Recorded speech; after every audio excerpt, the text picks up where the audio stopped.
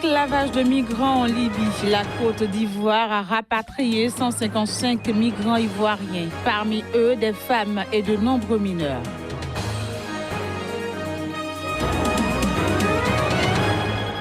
Démantèlement d'un réseau de trafiquants de faux médicaments au Niger. La police a saisi plusieurs tonnes de produits contrefaits.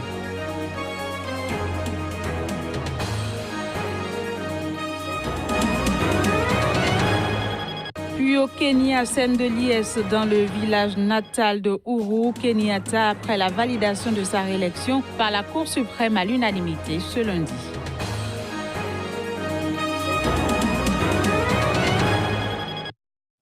Ravi de vous retrouver pour cette nouvelle session de l'information sur Sika TV. Bienvenue à toutes et à tous. Après la diffusion d'images de traite négrière de migrants africains en Libye, les autorités ivoiriennes ont rapatrié 155 migrants ivoiriens dans leur pays par avion hier soir. Et d'après Isiaka Konaté, le directeur des Ivoiriens de l'étranger, la plupart étaient en détention dans des centres à Zouara. Reportage. La semaine dernière, un documentaire choc de la chaîne de télévision américaine CNN avait révélé l'existence d'un marché aux esclaves près de Tripoli, vivement dénoncé en Afrique et en Europe. Suite à cela, le gouvernement ivoirien a décidé de rapatrier 155 migrants ivoiriens en Libye. T'achètes, c'est là, tu as dit, les gens ils sont en train de juger ton prix comme une marchandise. T'achètes. Tu vas travailler en même temps, tu travailles comme un esclave. Les migrants, parmi lesquels figurent 89 femmes et de nombreux mineurs, vont bénéficier de programmes de réinsertion grâce notamment à l'aide économique européenne selon Isiaka Konaté, le directeur des Ivoiriens de l'étranger. Ils étaient pour la plupart en détention dans des centres à Zouara.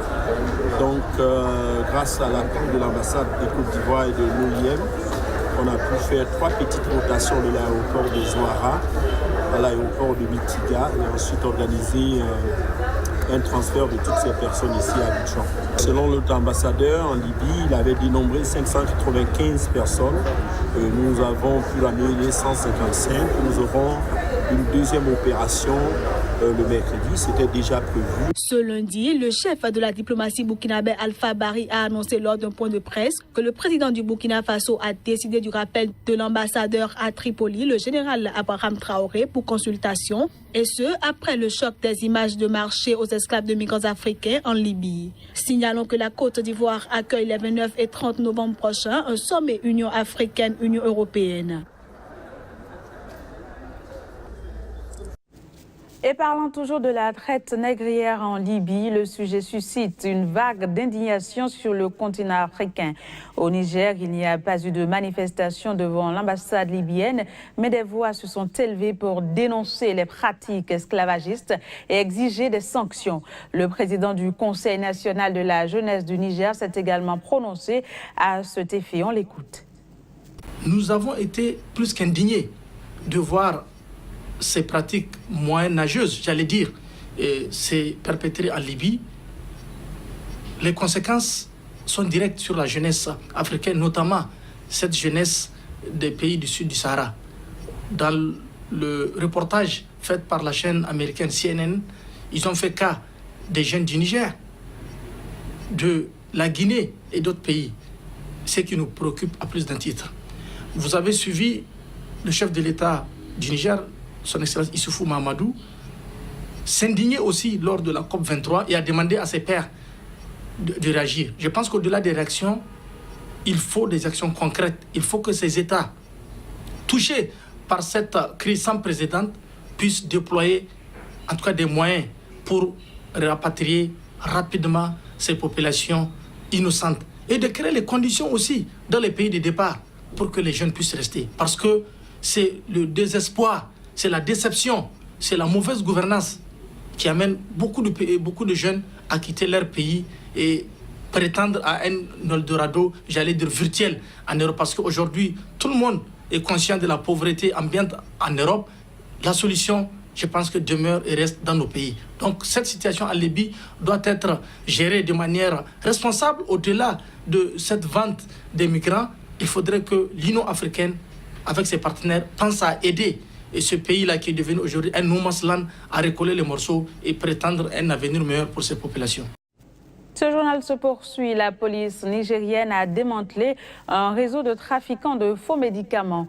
Plusieurs tonnes de produits contrefaits ont été saisis.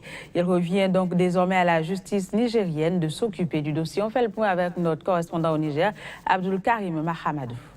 C'est un nouveau coup de filet que la police nigérienne en charge de la lutte contre le trafic illicite de drogue et de stupéfiants vient de réussir. Elle vient de démanteler un vaste réseau de trafiquants de faux médicaments à travers la saisie de plusieurs tonnes de produits contrefaits. Des perquisitions effectuées ont permis de découvrir et de saisir 1813 cartons de produits pharmaceutiques, soit un peu plus de 13 tonnes. Force restera à la loi, a assuré le procureur de la République du tribunal de grande instance hors classe de Niamey. Les trafiquants seront sévèrement punis pour que cela serve de leçon à tous les trafiquants. Au niveau de la justice, vraiment, je peux vous assurer que nous allons tout mettre en œuvre pour que force reste à la loi, que la sanction soit exemplaire, pour que ça soit une sorte de prévention ou en tout cas de signal fort au niveau de la justice. Le réseau démantelé est composé d'un groupe de commerçants qui ont bénéficié de la complicité d'un agent exerçant dans le secteur de la santé. Ce dernier a, selon la police, accepté de passer la commande et procéder à toutes les formalités de douane et de transit pour l'acheminement des produits de l'Inde à Niamey via le port d'Accra au Ghana.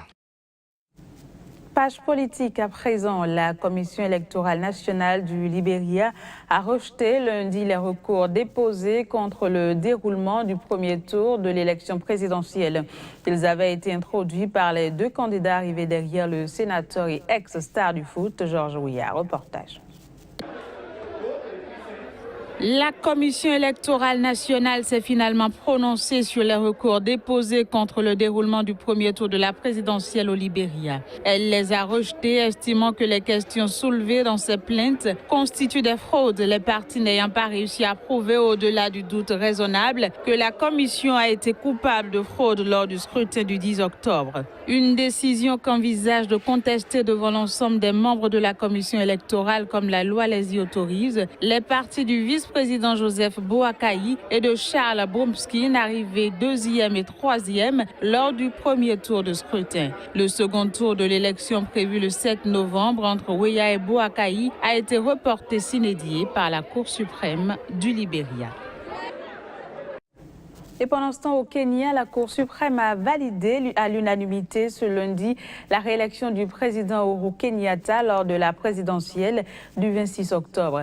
Cette décision a donné lieu à des scènes de joie dans les rues du village où le président est né. Le constat à travers cet élément. La plus haute juridiction kenyane qui avait pris la décision historique sur le continent d'invalider pour irrégularité l'élection du 8 août dernier, déjà remportée par le président Uhuru Kenyatta, a estimé à l'unanimité que les deux recours dont elle était saisie n'étaient pas fondés. Ainsi donc, l'élection présidentielle du 26 octobre est validée et la réélection du président est confirmée selon le président de la Cour suprême, David Maraga. Un jugement accueilli avec joie dans le village du chef de l'État. Aujourd'hui, nous sommes très heureux à cause de la décision du tribunal. Au début, nous étions très tristes de voir l'économie se détériorer.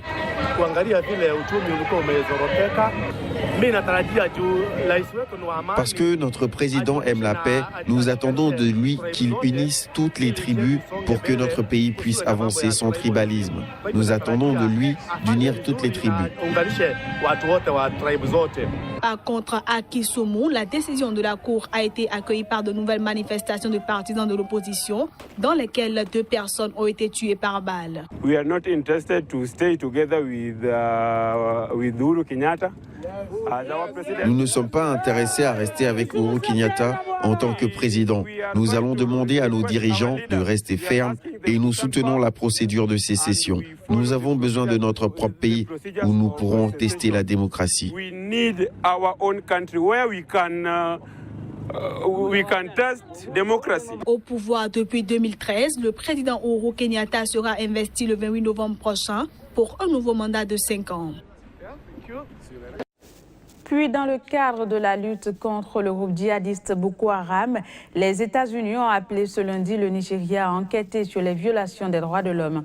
Ils promettent également de nouvelles aides financières pour reconstruire le nord-est du pays. En visite à Abuja, au Nigeria, le secrétaire d'État américain adjoint John Sullivan a déclaré que des enquêtes transparentes et crédibles et des poursuites étaient nécessaires pour permettre aux victimes du conflit de panser leurs blessures. D'après lui, les États-Unis sont déterminés à aider le peuple nigérien à assurer sa propre sécurité, mais la puissance militaire seule ne suffit pas. Le Nigeria doit faire mieux, notamment en termes de gouvernance. Depuis le dernier BNC, nous avons fait de grands progrès. Par exemple, comme le ministre des Affaires étrangères l'a mentionné, la vente des A-29 Super Tucano est un élément d'une coopération plus large en matière de sécurité pour appuyer la modernisation de l'armée nigériane. Mais une réponse militaire seule dans le nord-est ne peut pas conduire à une paix durable. Le succès du Nigeria ne dépend pas uniquement de son efficacité sur le champ de bataille. Il faut aussi améliorer l'économie et la gouvernance à l'extérieur du champ de bataille. En d'autres termes, une réponse globale est nécessaire pour construire un avenir meilleur dans le nord-est et au Nigeria dans son ensemble. Depuis le début du conflit en 2009, au moins 20 000 personnes ont été tuées et plus de 2,6 millions déplacées, tandis que des centaines de milliers de personnes souffrent de malnutrition due aux pénuries de nourriture chronique dans le nord-est. Voilà, c'est la fin de ce journal. Merci d'avoir été des nôtres et à très vite.